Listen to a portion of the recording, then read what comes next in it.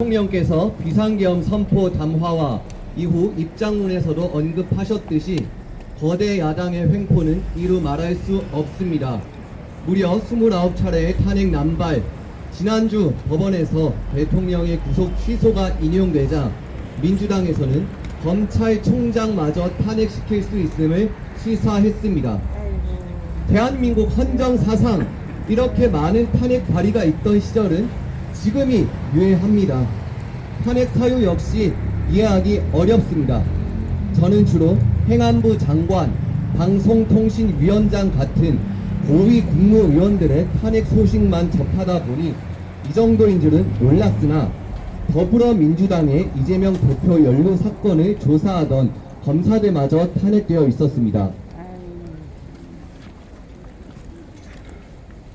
또 방송통신위원장의 경우 임명장을 받은 뒤 이틀 만에 탄핵되었고 거의 반년에 가까운 기간 동안 방통위는 수장이 없는 상태로 업무를 해왔습니다. 대체 임명장 수여 이틀 뒤에 바로 탄핵 소추안을 가결시킬 만큼 중대한 잘못이 있었는지 선뜻 이해하기 어렵습니다. 또한 더불어민주당 이재명 대표께서는 본인과 연루된 사건의 수사 진행과 관련하여 불체포 특권 포기를 줄곧 주장하셨는데 본인 사건을 수사하는 검사를 한 명도 아닌 4명 이상을 탄핵시킬 이유가 있습니까? 없습니다! 이것이야말로 무소불위의 권력이며 진짜 내란 아닙니까? 맞습니다! 잘한다.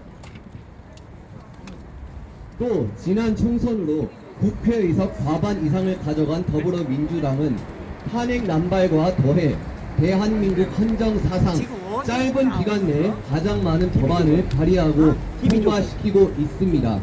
법안 발의 정족수를 이미 보유하고 있기 때문에 마음만 먹으면 본인들 입맛에 맞게 유리하게 법을 발의하고 개정할 수 있습니다.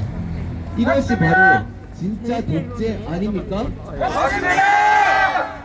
몇 가지 예시로 민주당은 간첩법 확대를 반대했습니다. 현행 간첩법은 북한의 간첩 행위만 처벌하고 있어서 이를 외국으로 확대하고자 했던 것인데 도대체 이것을 반대할 이유가 있습니까? 없습니다! 덧붙여 민주당은 국회 증언법이라는 법안을 발의합니다. 이 법안은 우리나라 기업의 기밀이 국회 증언을 통하여 유출될 수도 있는 법입니다. 국회가 요구하면 기업인들은 국회로 호출당하고 기업의 영업 기밀이 담긴 서류를 국회에 제출하여야 합니다. 중국을 비롯한 산업 스파이들이 우리나라의 산업 기술을 탈취하기 위한 기회를 호시탐탐 노리고 있는데 그런 위험을 방지하지는 못할 망정 국회에서 기업 기밀을 다 불게 만드는 법안을 발의하는 게 과연 우리나라에 도움이 됩니까? 안 됩니다!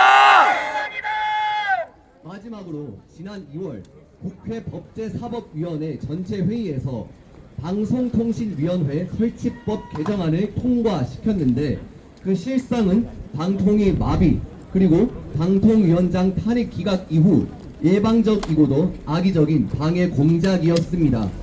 방송통신위원회 회의 의사 정족수를 3인으로 하는 내용인데 현재 방통위는 대통령이 임명한 위원장, 부위원장 2명이 의결하며 업무를 수행해 나가고 있습니다. 맞습니다! 이 2명 이외에 나머지 인원은 국회 소관이라 국회에서 3인을 추천해야 하는데 이진숙 방통위원장이 취임하고 탄핵 소추된 지난해 8월부터 지금까지 국회에서 상임위원 3인에 대한 추천이 이루어지지 않고 있습니다.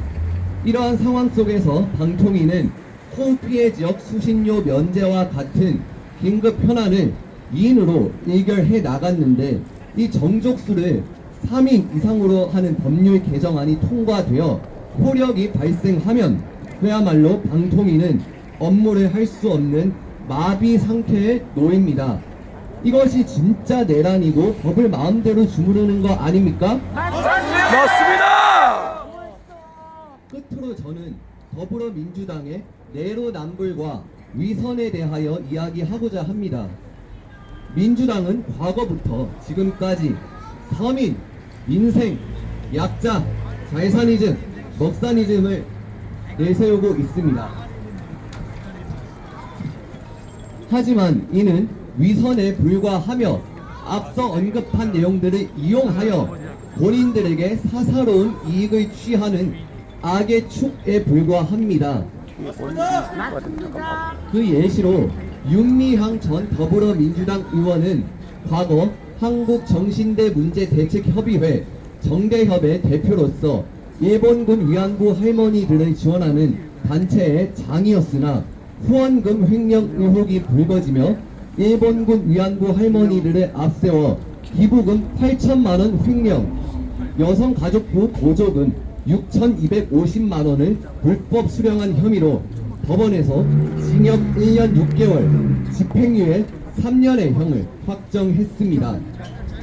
이 윤미향 전 의원의 횡령을 고발한 분은 일본군 위안부 피해자이신 이용수 할머니셨습니다.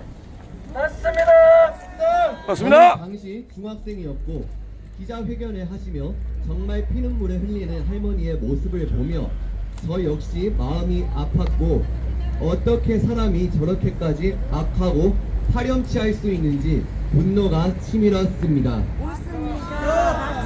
또한 더불어민주당의 이재명 대표께서는 전과가 무려 4범이며 과거 학생으로 발생한 전과도 아닙니다.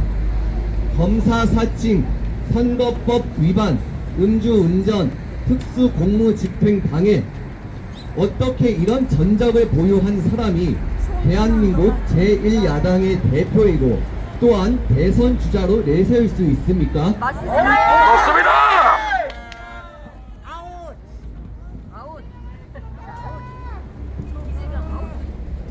또한 이재명 대표께서는 아마 많은 국민들께서 언론과 매체를 통해 접해서 아실 겁니다. 바로 욕설과 언행 논란입니다. 차마 이 자리에서 언급할 수 없습니다.